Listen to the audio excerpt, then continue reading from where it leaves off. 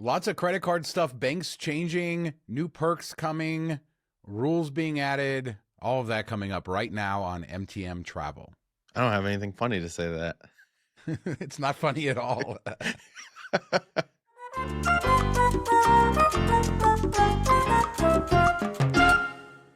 So happy Monday, Mark. I hope your Halloween was festive and fun.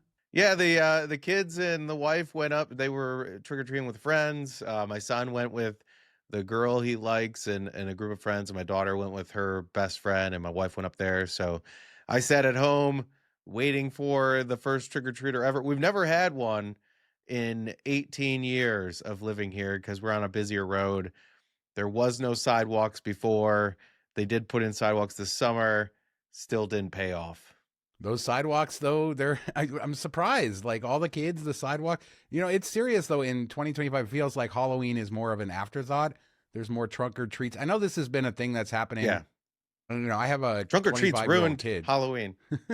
Ruined it. Well, I have a 25-year-old kid and I have a 10-year-old, so I've kind of experienced Halloween as a parent for a couple different generations here, and it's always been sort of changing from where it was when we were kids. But it seems like everything's more around events and stuff like that than going trick or treating door to door. That said, that's my daughter's favorite thing to do. The funny thing is, I asked the kids last week as we were driving to school, like on Halloween, what's ranked their holidays, their favorite and stuff. And my son ranked it as his favorite because he likes haunted houses and he likes scary movies, stuff like that. So I think he likes the time of year, the fall with the leaves and changing and falling and all that stuff. But he like refused to go trick or treating for several years. So he likes Halloween. He loves Halloween, but he doesn't like the actual thing of Halloween. He just likes the essence around Halloween. I don't know. It's weird. Does he not like going up to the houses, like being intimidated to say trick or treat? Doesn't like the candy? Like, what is it? I don't know. I think he thought he was too cool once he hit puberty for a couple years. We made him go last year for a bit. And then this year he's excited because, of course, he's going with the girl and everything. So it changed a little bit this year. But even when he was little, like one year we were talking about this, my wife had taken like an old coat and put reflective tape on it and made this really cute fireman's outfit out of it. And he freaked out because there was tape on his coat. He didn't want to go out. Well, you got to love kids though, and the quirks and the things you don't think about, and that's all good fun and costumes. My daughter was Mario this year, so that's it's an interesting thing. My son was Power Ranger 4 years in a row, so I wanted to ask him. I wanted to call him up and ask him if he was going to be a Power Ranger this year, but I don't think he would have been very happy if I did that. No, it's great when they use the same costume over and over for years on end. They don't grow too much to outgrow it and all of that. But no, the funniest thing that happened when we were trick or treating, we did it in like a nicer neighborhood where all the houses are pretty close together, and you get like better full size candy bars and things like that. So we would drive a little bit, go there, do it. And my son was like, he's always been into like architecture, housing, public transportation, design, all that stuff. And he was probably like 8 at the time. And he went up to the house and they opened the door and he goes, trick or treat. And they open the door. He goes, whoa, you have a really nice house. Did you feel bad as a parent? Like, I was just like, oh man, cringy. yeah. I mean, I've done trick or treating in some big houses, and I don't actually like it. Like, I've been in one neighborhood where you have to basically use a golf cart to go between the houses because they're so big and spread out.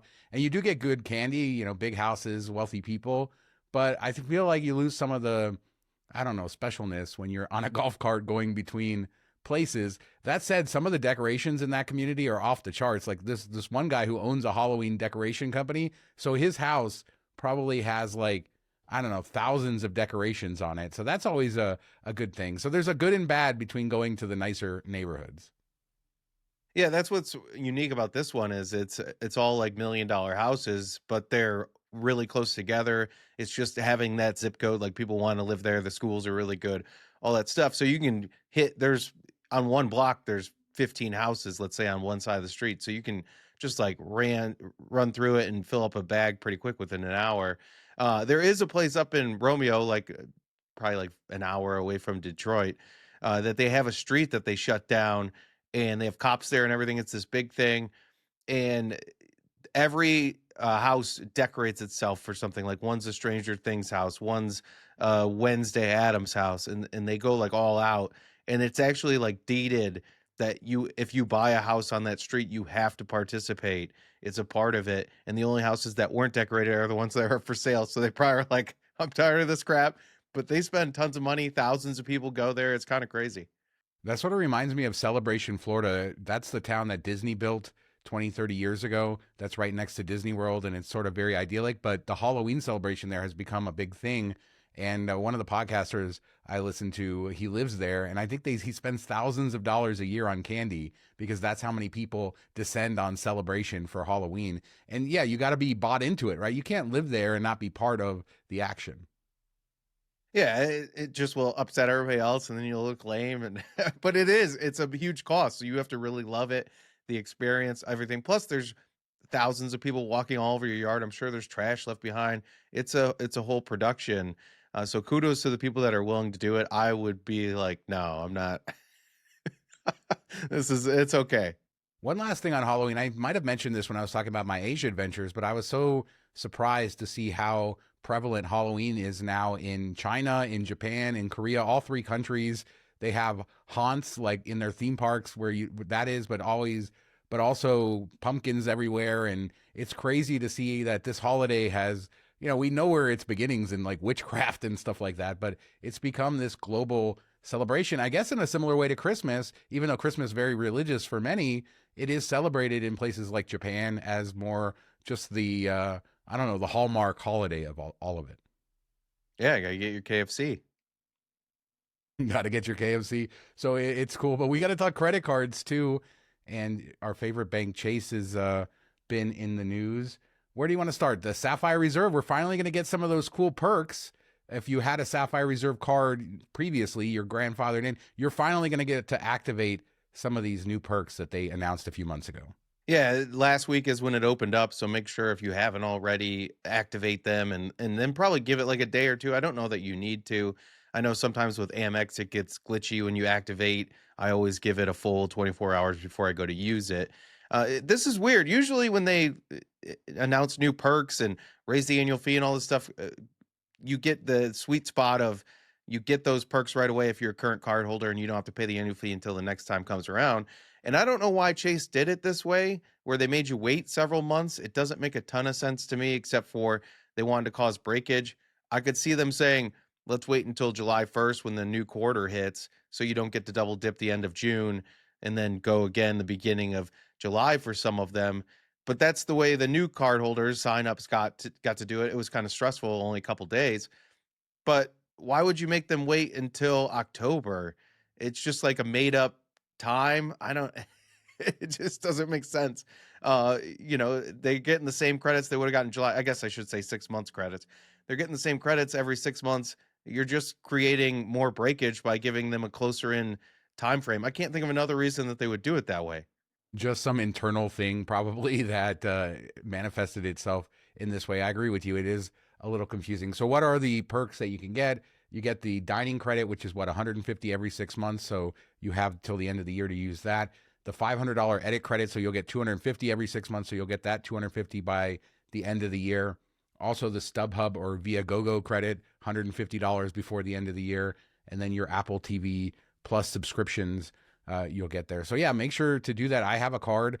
I have to decide, my annual fees coming up at the end of this month. I have to really decide if this is a card I'm going to keep. I'm really on the fence. Probably, I mean, the fee is so high now that the right answer is probably no, but we'll see. Yeah, I would say most people are probably better off with the Sapphire Preferred.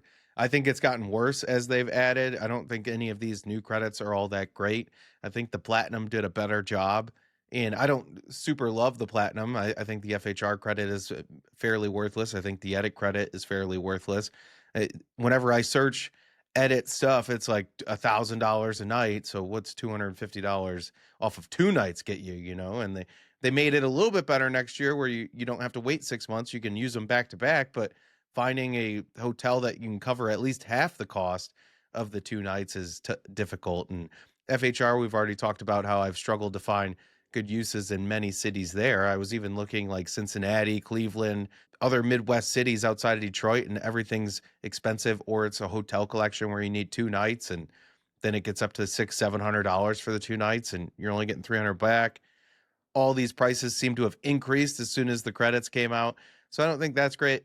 The dining credit seems a bit easier to use depending on where you live, only select cities. But there have been some people that have been triggering it just on any restaurant that's on Open Table. And I'm sure that's a glitch that will be fixed sometime soon. But maybe that's a way to go buy a $150 gift card at your favorite one real quick. And if they're on Open Table and hope it credits. And we've talked about this ad nauseum, so we don't need to say it again, but it's just the coupons, the having to redeem everything, especially when you have multiple cards and different products, and it gets to be almost nauseating and exhausting. And even if you can't squeeze out a little bit of value your time and see what you can do. And yes, you're right. The hotel prices have not come down, and they're not going to come down. The price to operate a hotel is expensive compared to what it was. And yeah, so I keep that with a grain of salt because in some ways those numbers still seem high to us, but when you compare to the real world, especially on the high end hotel segment, the luxury hotel segment, it's not, it's $700 is not out of the realm of possibility for a nice hotel these days.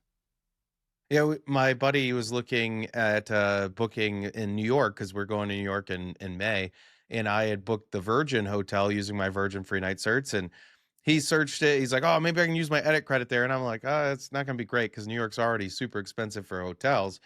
And one of them came up at like $9,000 a night for a standard room. I'm like, "Who is paying nine?" I know there's people out there that can afford it, but really, $9,000? That's just insane. Yeah, I don't know who pays and keeps. I mean, it's weird because our perspective, we've talked about this too. Our perspective of value is messed up because we use points all the time, and we're staying in hotels that we would not always pay the cash rate. And indeed, we would probably be broke as much as we travel if we were paying cash for every hotel we stay in. And so you kind of forget that the economics. But a lot of times, like a hotel will be down to one room, and then you'll see that $10,000 something crazy like that as like a guaranteed sort of, we'll sell you the $10,000 room. We don't have one, but we'll kick somebody else out if you're willing to pay 10 grand. Yeah, another buddy was looking for Thanksgiving weekend for the parade in New York, and the one hotel was $1 million a night. I'm sure something went awry in the back system thing, but $1 million a night for like a Hyatt or something. It was just insane. You need the black card, the Centurion card, in order to reserve that room, just to have the limit. Could you imagine anybody paying that though? I don't care if you have oil money. That's just stupid. I'm sure there's somebody who doesn't care. It's all relative, right? So one more Sapphire thing before we move on. There is some rumors, Doctor of Credit covering this, that, and this I guess comes from the Chase Reddit, where some Chase employee said that this They might popped be up. coming. They popped out of nowhere. Nobody ever saw them on Reddit. Now they're answering all these questions. It's kind of crazy. Yeah, but who is answering the questions? We don't know. But they basically saying that there will be some offer for existing Sapphire Preferred card members to upgrade to Sapphire Reserve. We don't know what that would be. We don't know if it's targeted. We don't even know if it's true, but an official Chase account did put that on Reddit. Yeah, and this is just goes to show all the people that say bloggers kill everything. There's nothing that's killed more stuff than Reddit over the years, and this is just proof that all the banks and everything sit in there and read it. It's out in the open. It's shared. They talk about all this stuff. We saw it with American Airlines when they went after accounts. It was all based off of Reddit. So stop with the blogger crap. It's Reddit. I would say that they're probably more looking at Reddit than they are bloggers, but they're looking at everything, and they have technology and algorithms and things to let them know. One of my favorite things over the years has been with the newsletter for Miles to Memories is when, you get these people go on vacation and they put out these vacation messages, and you'll start to get the return vacation receipts, and you start to see which executives at which banks are subscribed to your newsletter that are watching that. So they're watching everything, and it doesn't mean that any one thing's important, but Reddit is probably something that now we know they're on Reddit, but it's something very important to what they're doing, the discussion, any tricks that you're putting on there, anything that you put on Reddit or really anywhere on the internet, the banks are going to find out about. Yeah, they definitely will. And that's why people are every year like, oh no, you're talking about the incidental credit and how to get around the rules there, and they're going to kill it. And it's like, they've known about this for 10 years. I don't, if they wanted to kill it, they're going to kill it.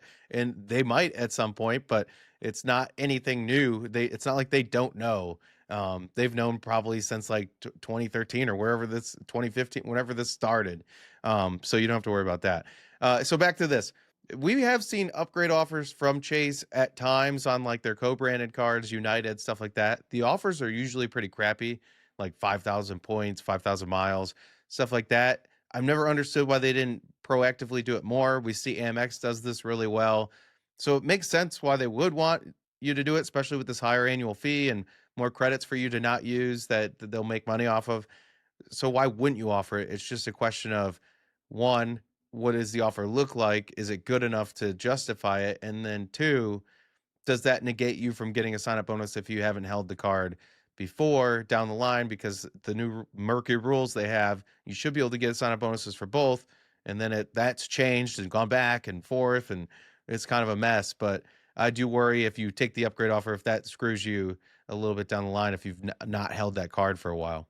Yeah, or if they change the rules again, a la Capital One, which we'll talk about later in the show, to change things. So you never know what you do today, how it will affect you tomorrow. But I think you make a good point. They have made a huge effort with this rebrand and this revamp, and there's more distance between these two cards than ever before. So I think it makes even more sense to try to incentivize people, get them on the higher fee, get them, jumping on the coupon book fiasco. So I think it's in their best interest to do an offer. As you said, I'm not holding my breath for anything big. I wouldn't expect it to probably 10,000 points, something like that. But Chase wants people to have the Sapphire Reserve. And I think it's been a softer launch than they thought, especially for the business card. I think has been a lot softer than they thought, and a lot of that is the sign up bonus is out of reach for many people, and maybe that's by design. But I think both of these on the refresh, they thought they were like hit it out of the park, and then Amex Platinum comes in and kind of is like, "Hey, your stuff kind of sucks compared to our stuff," and they didn't really maximize what they could have. But we've seen it softer across all their cards. Their other business cards with those limited time offers, which we're going to talk about in a bit, that are going away soon. I think it's just been kind of a soft year on that side of things, and I don't know that Chase is used to that. Usually, when they bring out something, it's pretty well received. So they're looking for anything to drive more people to it, I think. Staying with Chase, we got some word that a couple of popular welcome offers on the Ink cards are going away. The Ink Cash, the Ink Unlimited, their limited time increased offers, 90,000 points after 6,000 in spend in the first 3 months. I believe the offers are usually 75,000 points on those cards. So, yeah, get them while you can. We don't know the date though, right? They said that it's going away, but we don't know exactly when. No, and they usually do this like a couple weeks out, and then hopefully we get something in the next week or two where we have the final date and time and everything. So they do this so that you blast it twice, and we'll probably talk about it again when we have the final date, so they get what they want out of it. And so I would say 2 to 3 weeks max is what we're looking at here, likely. So if you're in that window, if you want to push it out a bit because you just signed up for, like, let's say the Southwest Biz when they had that huge offer, and you want to try to push it out as far as you can, I think you will have around that time. And then if you've already signed up for one but not the other, I would grab the other. Even if you want like a second Ink Cash but you don't have an unlimited, I would sign up for the unlimited and then product change it a year later. Get it that way. You're probably going to have a better chance at approval. And it is getting tougher to get above 3 business cards with Chase. It seems like the Sapphire Reserve for business as a fourth is pretty fairly easy or easier. Anything else is a bit of a struggle. You might have to call recon several times. And there are people that do get it. It's just harder than it was several years ago. And Chase Business always a little bit tougher than some of the other banks, and their recon is tougher than some of the other things. And that's, they have these rules, and I don't know. I haven't been on a recon business call with Chase in a while, but I always felt like I got the third degree. Like they were asking me everything about my life and so be prepared for that. But there are some rumors that Chase is also going to be changing the rules for their business applications. Specifically right now, if you're a sole proprietor using your social security number, you can apply for a business card with that sole prop business. But the rumors are that that's going to go away. They're going to require an employee identification number, which is just a free number you can get from the IRS, but kind of shows that maybe you have a more, I hate to say legitimate business because there's plenty of legitimate sole props. So why do you think they're doing this, or rumored to be doing this? Yeah, I don't know that this is going to happen. I think that this is just somebody was talking to a lower end employee, and they're like, yeah, they're not excited about sole props. I could see them doing this, and and I think it was Dan's Deals, the first one that wrote about it, kind of ran with that. So I don't know that they're just going to say, "Oh, sole prop, no chance." That would cost them a lot of customers going forward, a lot of legit businesses. But I do think that their numbers likely show LLCs or EIN numbered businesses spend more because they're usually a sole prop is usually you, like one person selling something on the side gig type of thing, or maybe a smaller business where you don't have that kind of spend. Where if you're an LLC, it's more likely you have a couple employees, you're going to have a higher spend threshold, all that stuff. And what they want is the swipes. They want unconditional swipes. I wouldn't be surprised if they see people that just spend for the minimum spend and don't use it the rest of the year are mostly sole props. I doubt there's many LLCs that are doing that. So I could see why they would lean this way, why they would want more focus. The easiest way is make it easier approvals. If you have an LLC or an EIN, open the floodgates a bit there, and then people will sign up for them, get them, all that stuff, and the focus can be there. Because I think there are people that have LLCs and don't use it when they sign up. They just sign up for a sole prop. At times, it's been easier to get approved that way. So I think it's like mixed messages from them. They have the system, they have the way to do it to make that in place, and they can kind of force our hand there. And all they have to do is flip that switch. I think you're 100% right. You nailed it on the head. It's about spending. That's how they make their money, is when you use these cards. And on business cards specifically, their target customer is spending a lot on the card, not just $1,000 a month or whatever it is. And that's why sometimes we see these big spend bonuses and stuff like that. But yeah, I think it's all about spending. And yes, I think that when they look at their data, of course, an LLC is going to be a more profitable customer than a sole prop. But I think they're also looking at the wider relationship. And this has been something Chase has always been good at, looking at your personal cards, looking at your banking relationship, trying to upgrade you. And they do that. You know, I get calls from Chase bankers all the time. So, you know, they're trying to bring you into the ecosystem. So a sole prop may not be the most valuable person, but generally it might be a good customer for the bank. And I agree with you. I don't think that this is going to happen. And just like with 524, Chase has over the years tweaked their algorithms or their underwriting practices for how they approve things and don't approve things. So maybe we will see a little easier for LLCs compared to sole props. But I feel like a sole prop with Chase Business has always been more difficult anyway. Yeah, and I think it depends at time. I think it's gone in waves one way or the other. It's just them digging through their information, and I think that's part of what they're doing, and they're trying to be more profitable, and that's what every company should do. And I know we're going to talk about Capital One later making their rules, which is in an effort to be more profitable, I think, and focus. But they could just, instead of allowing people to sign up for multiples of the same card over and over, which is great for us, you've done that for years and years and never enforced the 24-month rule and all this stuff. Like, there's other things you could do. I feel like this is a strange one to focus on, the sole prop versus LLC. And maybe they're okay with multiples if you're spending a lot. I don't know. That's tightened up a bit. And this is the next thing maybe they're going to tighten up. So we have seen 3 is somewhat easy, 4 business cards, very difficult. Maybe this is going to be the next hurdle. And as the economy shrinks, they're going to tighten up even more. We saw this in the past. As things get tight, the banks are the first ones to clamp down on stuff. And I wonder, like, anybody can go grab an EIN. So you could theoretically just go get an EIN and apply with one. But then that is opening you up to more scrutiny. They could ask for more income documentation from your business, things like that. Whereas with the sole prop, you're not. But the point being, if you don't have an EIN, you should probably look into what that would mean for you. Also, maybe talk to an accountant, see if tax-wise it would make more sense to do your business that way. Because a lot of people do save a lot of money by using these LLCs and using corporations and stuff like that. So that's just a word to the wise. I'm not giving any advice, but certainly something to look into. And it's not a huge barrier to go to do that. And in some cases, the banks will see you as more serious if you do have that. Yeah, I wonder, like, a sole prop with an EIN, which is a thing, if that would still suffice for them, or if you actually need the LLC. I know I would say everybody should get an EIN if you're doing business stuff, because if you're doing business bank bonuses, they're going to want something like that for the majority of them. So having an EIN it's fairly cheap to set up.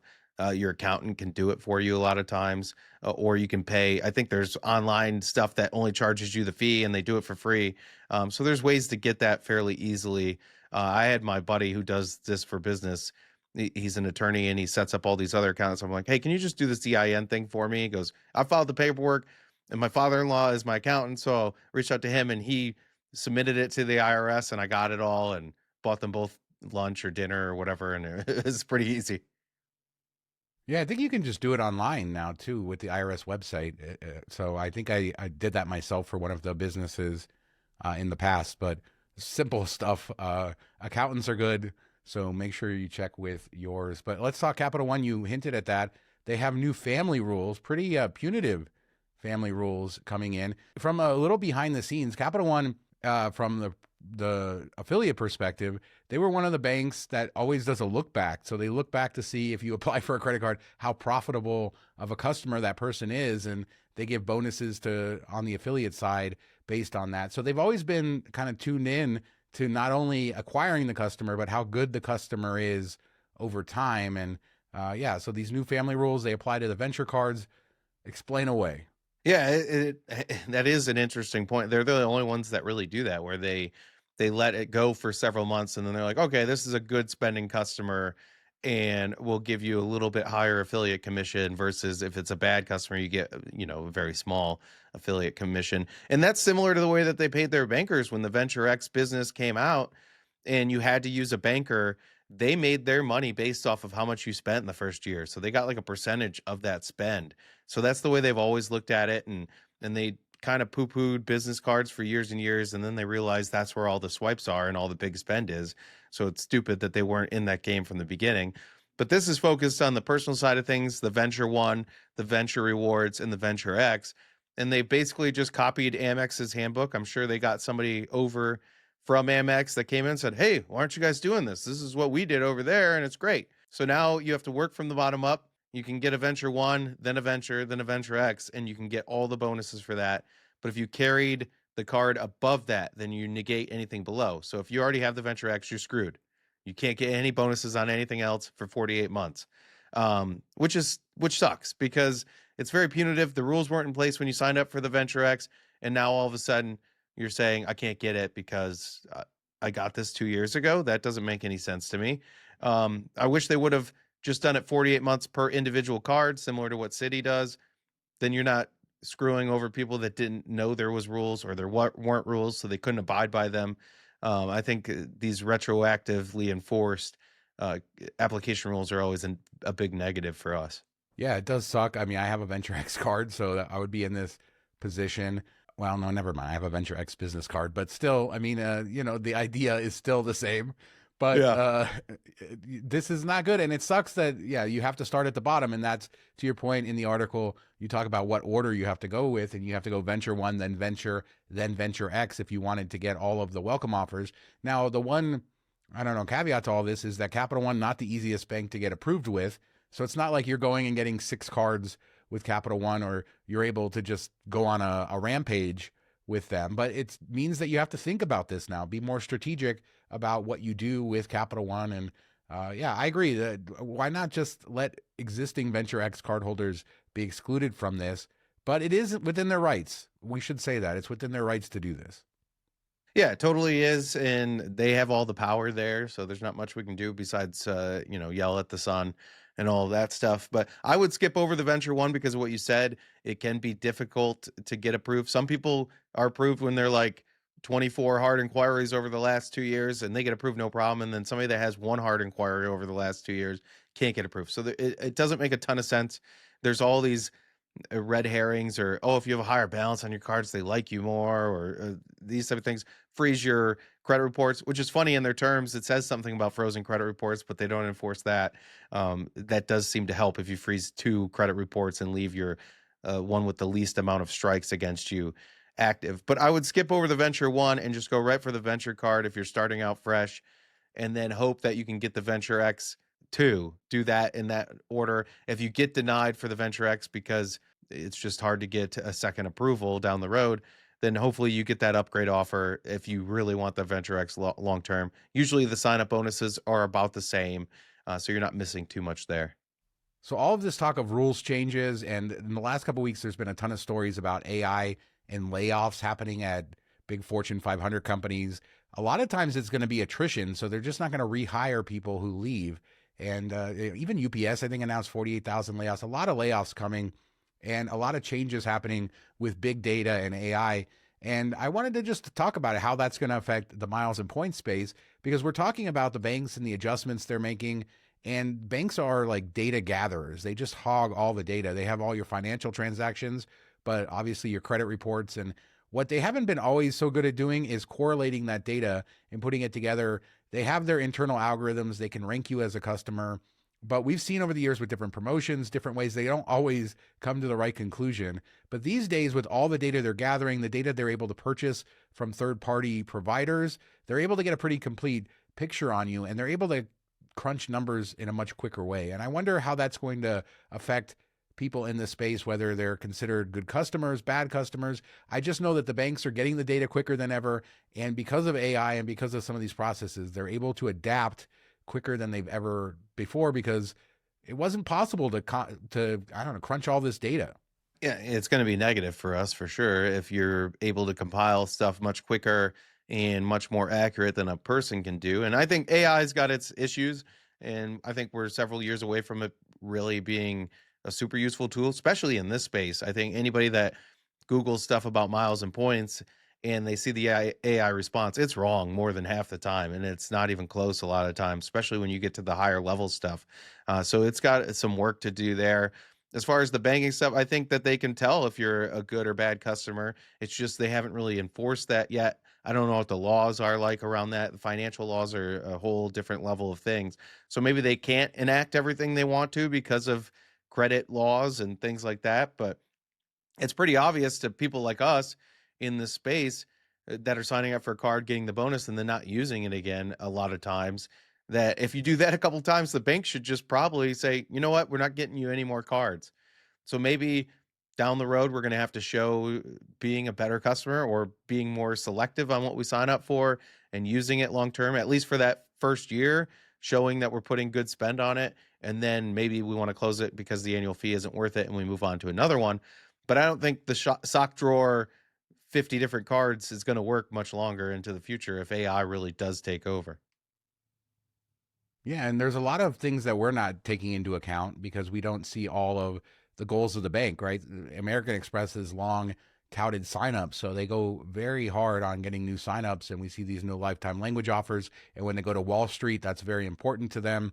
I mean, it's important to all the banks, but we don't know that maybe they are willing to give a card to a customer who's marginally unprofitable to them in order to juice the wider goal of getting this many signups. So there's a lot of competing interests here, but their ability to crunch all the data is getting better and better, and their ability to do that in a quick way and pivot as to what they're doing is happening. So we're going to see, I think, more nimble promotions, more targeted stuff. Obviously, we've gone that way over the last 10 years, but even hyper targeted stuff and more use of outside data. And I think that's something that we should all be worried about, is that every website you go to, every device you use, they're all tracking you. And that data is being collected and then sold back to the banks so that they can take the data they have, the data, the third party data, and then whatever their goals are. And people should be aware of that this is going to change the way that these businesses interact with us, because they're going to know so much more about us than they used to. And it used to be just the credit report. And yeah, you paid your bills. Okay, here's a credit card. That's not going to be the case. And we probably need protections, and we need more of a discussion around data protections and all of this stuff in order to. It's not a fair thing if the bank has everything I've ever done and they're using that against me or for me or whatever. I should at least know what that is. I should be able to control that data. And that's just not the case. So I think that Wild West, yes, I think AI is going to, obviously, this isn't a wild statement. I mean, people think AI is going to blow up everything, but in this space specifically, I think that the banks, no, but even if AI, like general intelligence, all this other stuff doesn't happen, AI is really good at crunching data already. And that's exactly what the banks need. And that's exactly what's going to happen. I do fear for my kids. You know, they're coming into the worst possible generation for this because it'll be the beginning of AI. So that it might not be the focus of what everybody's learning, or you might not know how that interacts with the future job you want.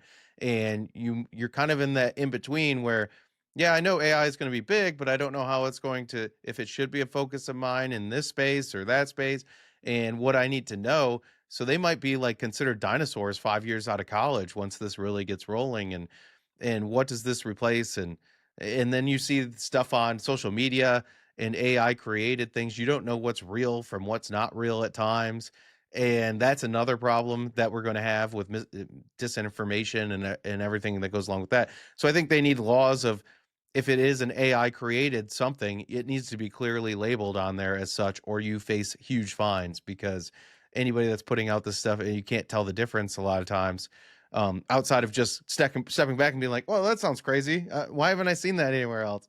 Um, it's hard to tell at times. I mean, on the Vegas show, we talked about a Green Valley Ranch commercial that had an AI grandma, and it seemed pretty legit. Like, it's hard to tell unless you knew for a reason that it was AI. And it's just, I don't know where this is going for them, but it's definitely not going to be good for us in the miles and points space.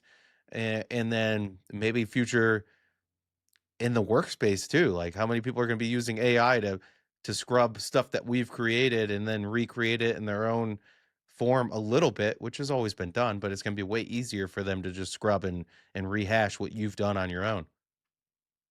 Yeah, there's whole YouTube channels that are just put together with AI, and I'm sure they're scraping other people's information, and then AI voice, AI script, all of that sort of stuff, and it is changing everything. And I agree with you that we should know. But here's the thing that a lot of people don't consider is this is the worst the technology will ever get. So even if you're looking at an AI video and you're like, I can barely tell that's AI, there's just something a little bit off. It's never going to get worse than that. It's never going Yeah. backwards from where it's at now. And so we're very, very close to it being indistinguishable. On the creative side, you can create all kinds of great stuff. There's all kinds of opportunity here. But bringing it back to miles and points and travel, I do think the whole space is going to transform significantly because of this. And I don't think that we really know how that's going to happen. There's a lot of copycats, like with Capital One copying the family rules. Once the banks start really moving in this direction, this big data direction, this hyper targeted direction, and not just banks, loyalty programs too, just travel providers, we're going to start to see everybody kind of copy, and then we'll start to see where it goes. But I think I wrote this 10 years ago. Technology is our enemy, and it still remains true in this hobby. Yeah, it's just going to get worse until the great Terminator 2 thing happens or whatever. Then then there's no more databases. No, it's scary. I mean, there's no other way to put it. And we've seen it on, like, let's say the Vegas front in terms of comps and what is offered for gamblers and stuff. Back in the day, if the pit boss thought you were fun and saw you playing a little bit, they didn't know your full numbers. They didn't know if you had losses or wins or what your average daily bet was. They're just like, that guy seems cool. Oh, he made a couple of big bets. Here's lunch. Here's dinner. Here's breakfast. Here's a comp. And now it's all right. If we know that they probably will lose this much when they come, we can offer them this much and it's so profitable. So you've seen it scaled way back from what you used to get. And it used to be more the human touch. And that was more fun. Let's say that. Maybe not as profitable, but it was more fun. And I think we're going to lose some of that too, the human touch of things all over. And it's just going to be, when you call in the call center, it's going to be AI you're talking to and things like that going forward. You're not going to have that human intervention. And like we talked about with Chase calling 3-4 times for a reconsideration, it blows my mind that they can say no 3 times, but then the fourth agent you get can like flip whatever switch they need to flip and get you approved. It shouldn't work that way, but you got to the right person. You won't have that person, 10 years from now. Or you'll have to go through 5 different AI agents before you get to it. On the flip side, the AI agents are going to be nice. They're going to be friendly. They're not going to be rude to us. They're not going to, they're going to be, or at least if they're programmed that way. So that's good. We just need to learn the secret catchphrases that you say to like make them all jarbled, and then they'll give you whatever you want. That's where it's going to switch. Like we always try to find loopholes in miles and points, and then it's just going to be new loopholes, new loopholes, and different ways to do things. I think there will always be advantages that we can find. It's just they might not last as long as they have in the past. So let us know what you guys think about anything we talked about today. AI and the future of this space. Is it going to kill miles and points? Is it going to, well, it's not going to kill the industry, but is it going to kill a lot of the loopholes and the things that we like to take advantage of. Banking, all the Chase changes, Capital One's new rules, Ink cards, Sole Prop versus EIN. Leave a comment. That's a juicy one to leave a comment on. EIN versus Sole Prop. I know there's some crazy opinions out there on that one. We do a new show every Monday, and then our Vegas show Tuesdays and Fridays. Watch all of it. Listen to all of it. Thanks so much to everybody out there. Talk to you next time. Have a good week, everybody. I remembered on this one. Remembered to say it.